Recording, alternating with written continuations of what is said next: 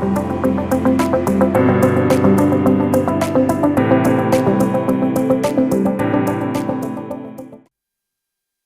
everyone. In this video, we will talk about the incorrect use of the queues. We will briefly discuss how C++ might solve it, but it's outside of scope. And other non-objectives is we're not going to dive into the context switch behavior of the queue. We're not going to dive into the blocking behavior of the queue. So this video will be more focused on what are the mistakes to avoid when you use the RTOS queue API. We're covering slightly advanced topics in this video. Please do watch the fundamentals that we covered earlier in previous video. So what we got here is a basic skeleton of using a queue. We have a queue handle. We have a producer that's sending an item into the queue. We have a consumer that's receiving an item from the queue.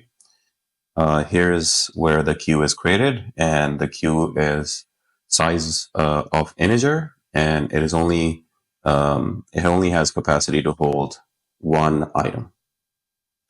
And here we have created the tasks or threads themselves. So one thing you want to be very careful about is when you create a queue that can only transfer one integer, you want to make sure that your producer is also using the same type. So you don't want to use bool here, you don't want to use char here, because what happens is when you create the queue on a 32-bit CPU, you're creating a queue where integer is 4 bytes. So this is going to copy 4 bytes from address of item. So from this pointer, this is going to copy 4 bytes to the pointer provided by address of this item. So you have to kind of manually make sure that your items match, your item type matches. So in this case, the producer should send an integer. The consumer should receive onto that integer. And your queue create API should indicate that one item is one integer, which is 4 bytes on a 32-bit CPU. The consequence can be deadly. So let's run this program, and you will see that the program runs just fine, received 1, 2, 3.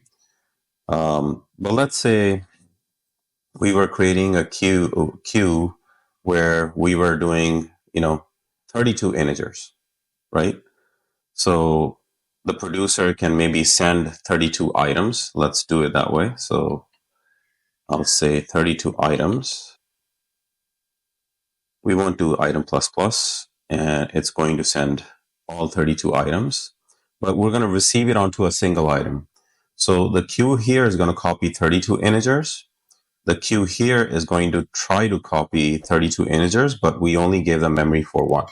So let's see if this program works. Let's solve a couple of compiler issues. So this is items.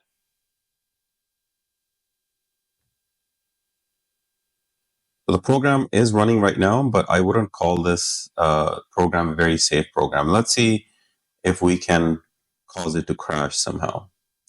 So I'm going to try to copy 128 integers. Let's see what happens. As you see now, you have a runtime problem. So what's really happening is you created a queue where you said each item is 128 integers. You sent 128 integers safely because you had the memory for it, but you tried to receive it onto an item which was a single item. You didn't have the memory for 128 integers. So that's what poses a problem. And previously it ran, but that's not the definition of running an application safely. How would you solve this? We're not going to go too much into it, but in C++, it's called templates, right? So with templates and with C++ language, it provides more safety for types. So you can actually have a queue of integers. You can actually have a queue of 128 integers, and it won't let you receive items unsafely. So a lot of our classes are all written in C, so this might be a limitation you'll have to live with, and you have to be conscious as a good developer to not make this mistake.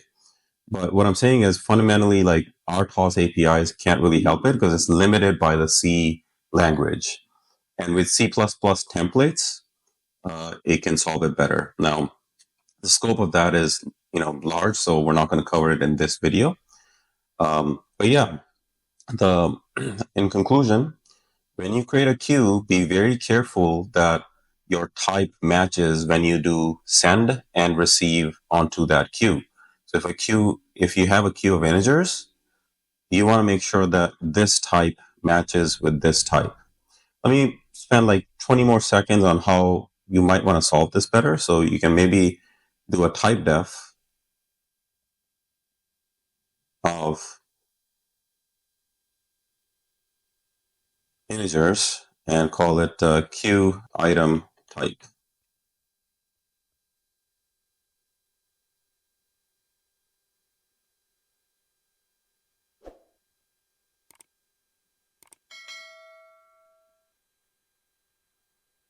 So this might be a good way to end this video, because what we will see is that program should run safely. Now let me just fix this compiler error.